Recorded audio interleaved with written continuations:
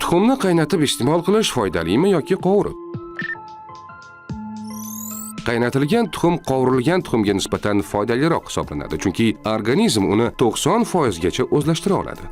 Yog'da qovurish natijasida foydali moddalar yo'qoladi va ya'ni guruh vitaminlari B2, B6, B9, folik kislotasi, B12. Bu vitaminlar yuqori haroratga sezgir bo'lib, qovurish jarayonida kamayadi. Misol uchun, folik kislotasi B9 qovurishda 20-30% gacha yo'qoladi. Qaynatilgan tuxumda ham B guruh vitaminlari, B9, folik kislotasi qisman yo'qolishi mumkin, lekin bu jarayon qovurishga qaraganda kamroq bo'ladi.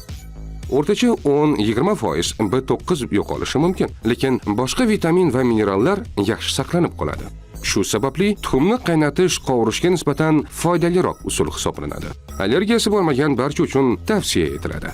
Kuniga 2-3 ta qaynatilgan tuxum iste'mol qilish tananing zarur aminokislotalarga bo'lgan ehtiyojini sezilarli darajada kamaytiradi.